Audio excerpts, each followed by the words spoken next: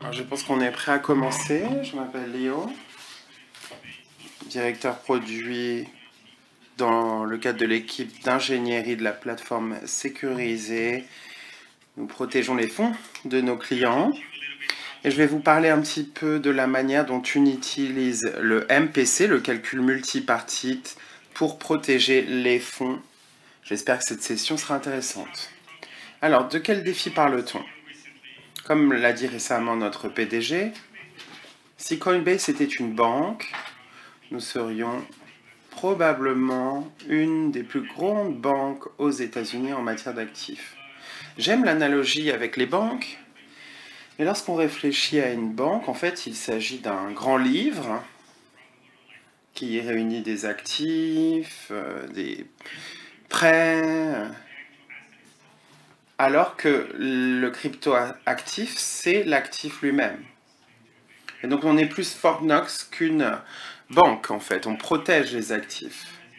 Comme vous le savez, le blockchain est irréversible, lorsqu'on perd quelque chose on ne peut pas le récupérer, ce qui fait de nous une cible majeure et comme vous le savez, nos adversaires ont des tactiques plus sophistiquées, investissent beaucoup d'argent et de talent pour essayer de s'insérer dans les entreprises crypto et la confiance est au cœur de notre marque. Et donc nous faisons de grands efforts pour protéger ces actifs. Et si vous faites face à ce type de défi, quelle solution y a-t-il? Toutes les technologies qu'on peut imaginer, les centres de données, HSM, cloud, 2FA, etc. Les fournisseurs uniques peuvent être un danger et il y a des attaques sur la chaîne d'approvisionnement. Et bien sûr, il y a des compromis en matière de sécurité. Plus c'est facile à utiliser, moins c'est sécurisé. En réfléchissant à cela, on s'est demandé pourquoi ne pas rendre tout disponible. Toute technologie bien utilisée et qui a de la valeur devrait être donnée, fournie à nos clients en interne, sans les forcer à utiliser des systèmes qu'ils ne souhaitent pas utiliser. Et on va parler de comment dans un instant. Un petit rappel, lorsqu'on parle de gestion des clés dans une entreprise crypto, KMS a deux objectifs. Protéger les clés privées en utilisation ou au repos et signer les transactions cryptées de manière sécurisée lorsqu'on nous le demande. Un flux de transactions très simplifié ressemble à cela. Un client interagit avec un système Coinbase, détention propre, autre système, et il y a une demande de transaction qui passe par le portefeuille afin de créer la transaction, mettre une adresse, une valeur, un token. C'est ensuite envoyé chez KMS pour signature qu'il envoie ensuite sur la blockchain.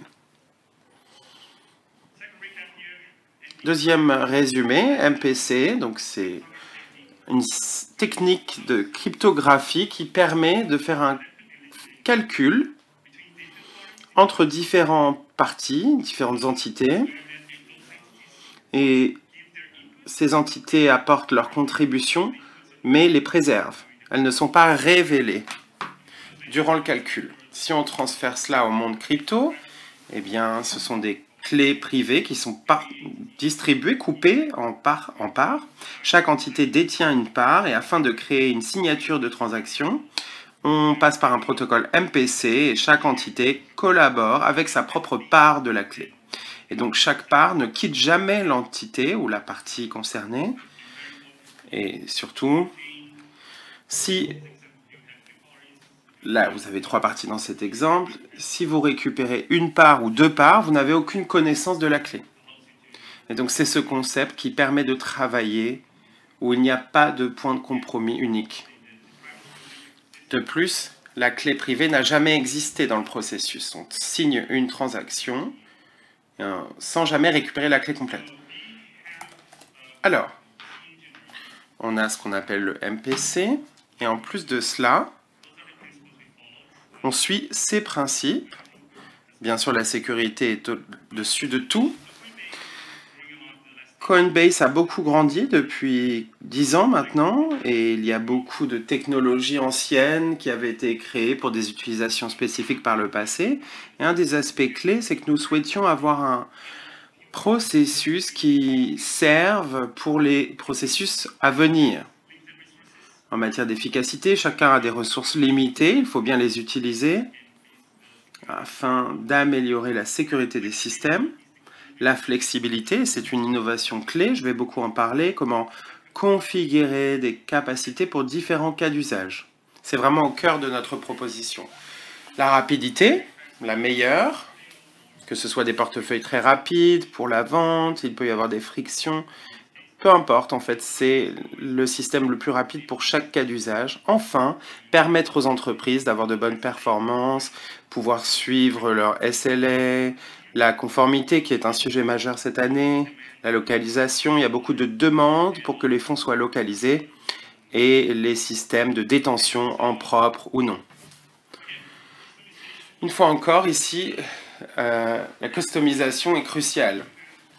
Lorsque on a ce qu'on appelle un système distribué, où il n'y a pas de point de compromis unique, où chaque part des clés est séparée dans chaque capacité, on peut les combiner de la meilleure manière selon l'objectif. On ne peut pas exiger que chaque partie participe, on peut choisir selon le portefeuille, même pour une clé unique. Et surtout, les portefeuilles, les clés privées, ont des propriétés en fonction des capacités choisies. Si on choisit que tout soit aux États-Unis, alors la propriété se fait dans le cadre de la juridiction américaine. Si on le fait en Europe, dans des data centers européens, eh bien, même chose. Elle est régie par la réglementation européenne. On peut également faire une diversification tant qu'on utilise plusieurs clouds et plusieurs appareils. Voilà pour quelques exemples. Ce n'est pas exactement notre organisation, c'est plutôt juste un exemple, mais on n'en est pas trop loin non plus. Imaginez que vous ayez un système de ce type, un système distribué, chaque entité est indépendante ici et participe au protocole MPC. On commence avec un serveur cloud dans différentes régions, en Europe, aux États-Unis, en Égypte, avec différents types de cloud également. Azure notamment.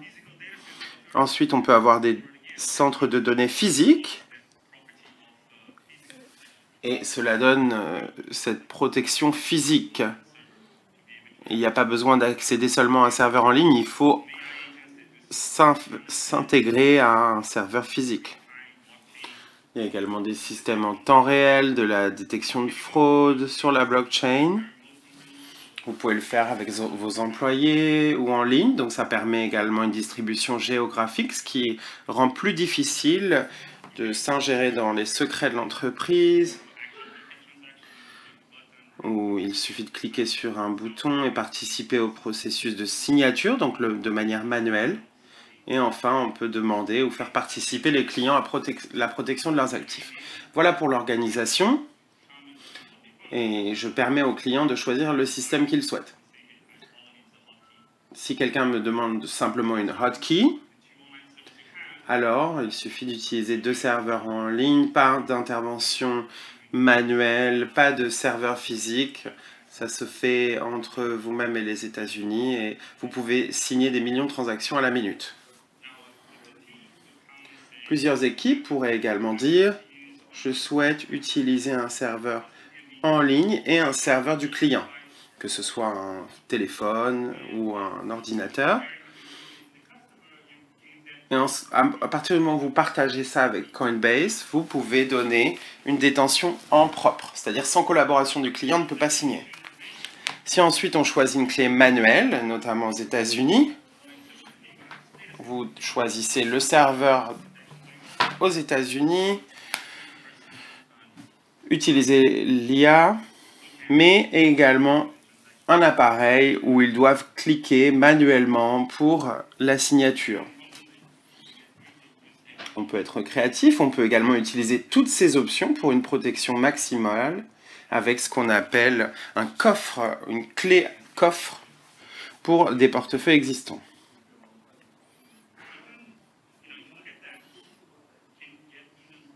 Et on peut encore améliorer les choses si on arrive à faire participer le client lui-même à ce travail de protection. Sur la diapo précédente, vous avez vu, comme vous le savez, on a des milliards de dollars en actifs numériques, et là, ils peuvent être séparés sur ces 7 entités, et donc il faudrait entrer dans ces 7 unités. Et une fois que le client y participe, plutôt que d'avoir 7 sites, il y en a des centaines ou des milliers.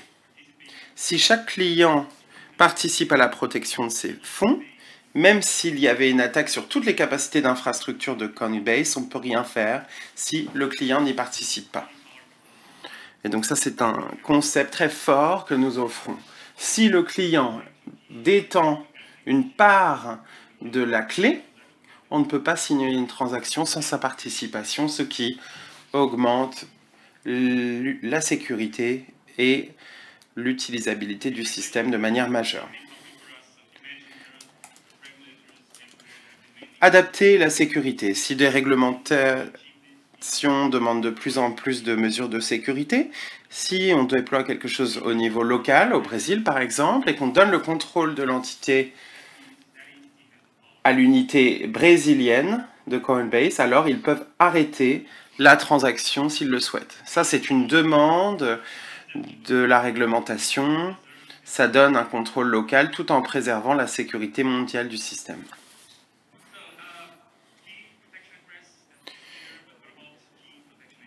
Alors, qu'en est-il maintenant des clés en cours d'utilisation? On a donc ces politiques qui sont encodées et signées. Chaque entité du système vérifie les politiques, que ce soit l'adresse, valeur maximum, la date et l'heure, ce genre de choses. Et chaque entité vérifie ces politiques de manière indépendante. Et donc, aucun serveur ne peut être ouvert pour changer la politique.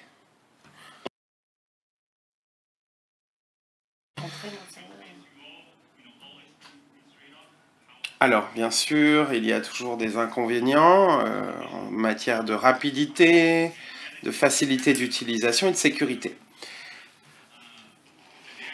Et on part d'un scénario avec différentes technologies, une fragmentation,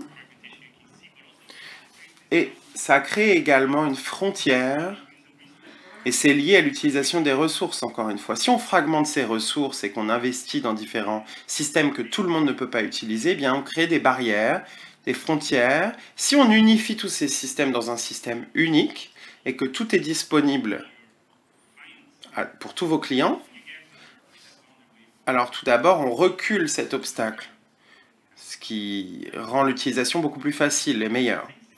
Deuxièmement, un même système est sur toute la courbe. Vous pouvez choisir où vous vous trouvez sur cette courbe avec un scénario idéal et où on étend l'utilisation et la sécurité pour tout le monde. Enfin, dernier point, depuis la semaine dernière maintenant, nous avons rendu notre bibliothèque MPC en source ouverte. C'est disponible en ligne sur ce lien et donc nous vous invitons à jeter un œil, nous faire un retour sur la bibliothèque. N'hésitez pas à le tester. Enfin, dernier message, ici on a un stand au forum. On a beaucoup de postes à pourvoir en matière de cybersécurité, donc n'hésitez pas à venir discuter avec nous. Et merci beaucoup, on peut maintenant passer aux questions-réponses.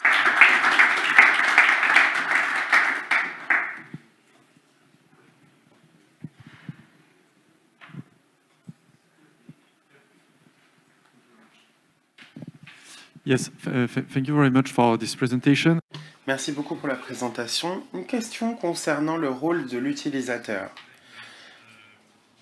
Lorsque vous avez dit qu'il fallait que les équipes participent plus au processus, est-ce que vous pourriez nous en dire plus et peut-être nous parler du risque en matière de sécurité?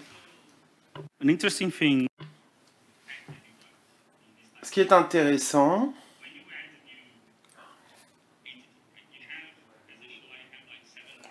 lorsqu'il y a une entité, si vous ajoutez une entité supplémentaire, compte tenu des propriétés du MPC, on ne peut pas distraire. Chaque entité est indépendante, les vérifications politiques le sont également. Et lorsque vous ajoutez quelque chose, c'est difficile d'arriver à un scénario où la sécurité baisse. Lorsqu'on fait participer le client, il faut offrir quelque chose qu'il peut utiliser, que ce soit à travers un téléphone, un ordinateur, les codes qu'ils doivent faire passer au niveau local.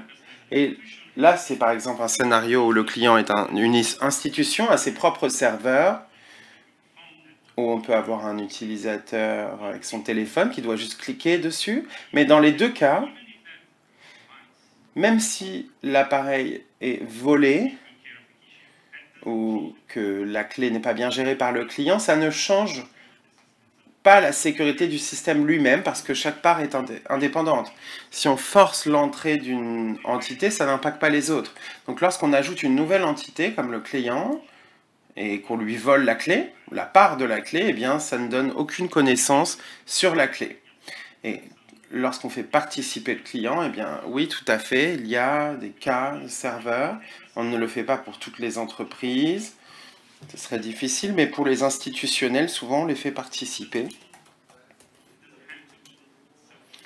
Ça ne veut pas dire que c'est une détention en propre. On ne dit pas aux clients, vous protégez votre propre clé. On leur donne juste un appareil avec quelques secrets dedans. On leur dit, vous avez besoin de ça pour signer.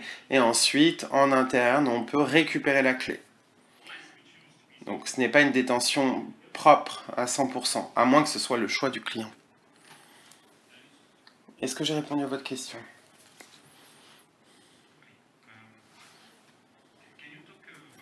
Bonjour, est-ce que vous pourriez nous parler un peu du pass de récupération? Si quelqu'un a une part de la clé et la perd, quel est le processus pour rafraîchir le système et récupérer une nouvelle clé? Et quelle est votre perception? Ou est-ce que vous avez un processus pour conserver la propriété pour le déploiement global? Concernant le système de détention en propre ou non, custodial ou non, il faut vraiment que le client comprenne bien qu'ils doivent conserver la clé. S'il n'y a que deux parts, une pour Coinbase et une pour le client, part de la clé, au final, le mode custodial donne la propriété, c'est qui la détient dans le background.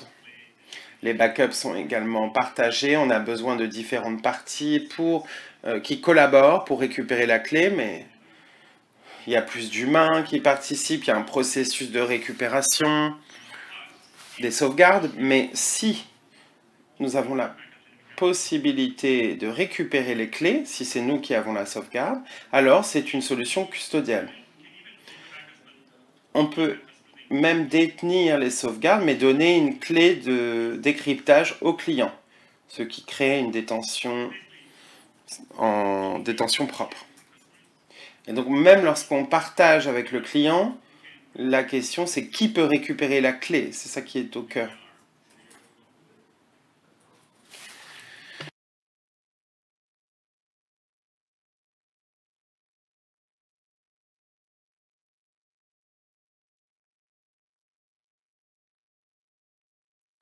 Ouais.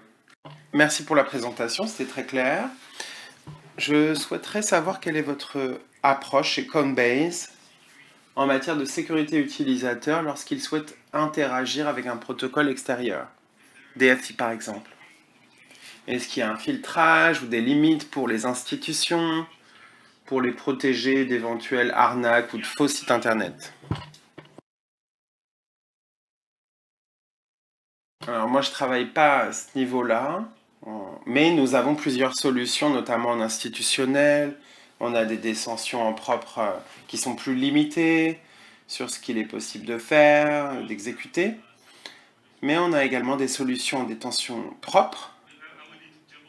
Il faudrait que je vérifie, mais je pense que pour les acteurs institutionnels, ils peuvent signer tout ce qu'ils veulent et interagir avec tout protocole. Je sais qu'on a des solutions différentes avec différents niveaux d'accès, mais je n'ai pas les détails. Ça dépend du cas d'usage. Très bien. From the key management, Et du point de vue de la gestion des clés, on est agnostique. On signe une transaction tant que la politique est respectée. Ça, c'est bon pour signer. Merci pour la présentation. 2 questions. Tout d'abord, est-ce que vous utilisez des HSM? Deuxième question. Est-ce que vous n'avez pas des limites de performance en matière d'utilisation de MPC? Très bonne question. Est-ce qu'il y a des gens Yubico? J'ai discuté avec Yubico hier. Alors, le protocole lui-même, ça ne peut pas être géré directement dans l'HSM. On essaye de pousser le protocole au sein de l'environnement sécurité. On utilise des HSM en général pour protéger les secrets, mais comme je l'ai dit, HSM ne gère pas le protocole lui-même. Nitro, on met des codes, des TE, pour donner cette protection de sécurité au protocole lui-même, mais étant donné que les HSM ne peuvent pas gérer le protocole, et on doit extraire la part de la clé et la renvoyer. Et il y a certains cas où le protocole lui-même, on a une super équipe de cryptographes, et parfois le protocole peut être simplifié lorsqu'un client participe par exemple. Dans ce cas, l'opération, on peut changer le protocole pour que l'opération côté client, donc côté humain, devienne aussi simple que le décryptage que peut faire HSM. On peut modifier le protocole pour que certaines opérations soient faites en signature ou en décryptage standard, mais en général, il faut récupérer le secret en mémoire, l'exécuter et y revenir. Et c'est ce qu'on essaie de faire de plus en plus. Et hier, on a parlé de Yubicol. Je leur ai demandé s'ils pouvaient pousser des codes MPC dans HSM. Qu'en est-il des performances? Alors, le protocole lui-même a des grandes performances, c'est assez simple, c'est des équations mathématiques, mais au final, c'est un réseau. Et donc, si ces entités sont partout dans le monde, dans certains cas, s'il y a des humains qui participent et utilisent, par exemple, la 5G avec leur téléphone, alors il y a une détérioration de la performance. Donc, ça dépend de la latence du réseau entre les entités. On ne peut pas aller aussi vite qu'une connexion Internet unique. Si on n'a qu'un serveur en ligne du client, ça ne pourra pas aller plus vite que cela, pour qu'il se connecte au serveur. Là, pour le MPC, ça dépend. Bon, les cryptographes vont peut-être me corriger, mais on est entre 2 et 8 messages aller-retour. C'est ça la performance en général. Il y a des déploiements où la signature dure 50 ou 100 millisecondes, d'autres où ça prend jusqu'à 1 minute, parce qu'il y a différents passages, mais en fait tout est lié à la latence du réseau.